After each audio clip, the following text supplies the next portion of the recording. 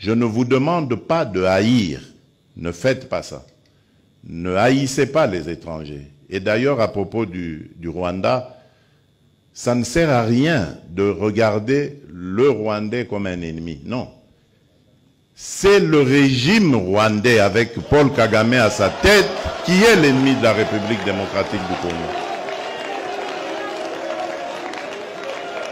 Les Rwandais et les Rwandaises sont nos frères et sœurs. Et d'ailleurs, ils ont besoin de notre aide parce qu'ils sont muselés. Ils ont besoin de notre aide pour se libérer.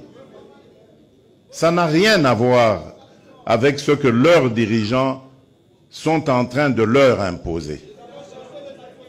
Donc, ne les regardez pas comme des ennemis, mais comme des frères qui ont besoin de notre solidarité pour nous débarrasser et débarrasser l'Afrique de ce genre de dirigeants rétrogrades qui ramènent les méthodes des années 60 et des années 70.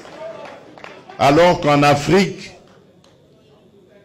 on avait décidé de mettre fin au bruit des armes. Si vous vous rappelez, ceux qui suivent un peu, c'était 2020, il fallait taire les armes en Afrique pour que l'Afrique passe à autre chose, comprenne qu'elle est la dernière de la classe dans le monde parce que, justement, à cause des guerres et des divisions, nous nous étions entendus comme ça. Malheureusement, ce n'est pas arrivé, on a dû encore prolonger, mais c'est à cause justement des dirigeants tels que Paul Kagame. Et il s'enorgueillit d'être un faiseur de guerre, un spécialiste dans la guerre. Il en est fier. Moi, à sa place, je me cacherais, j'aurais honte d'assumer le fait qu'on sème la mort et la désolation. C'est honteux. Et je dirais même diabolique.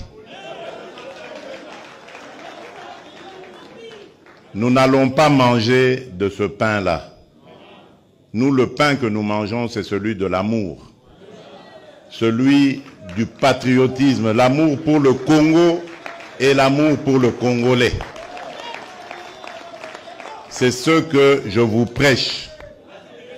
Ce que notre leader, mon leader, celui qui m'a formaté en politique, mon mentor, Étienne Tshisekedi Wamulumba, c'est ce qu'il m'a prêché, l'amour du Congo et du Congolais.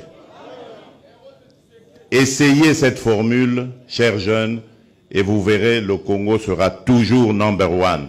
Je vous remercie. Que Dieu vous bénisse. Face à l'agression de la RDC dans sa partie est du territoire national, le chef de l'État en a appelé à la vigilance et la mobilisation de la jeunesse congolaise pour barrer la route au plan de balkanisation du pays par les envieux de ses richesses.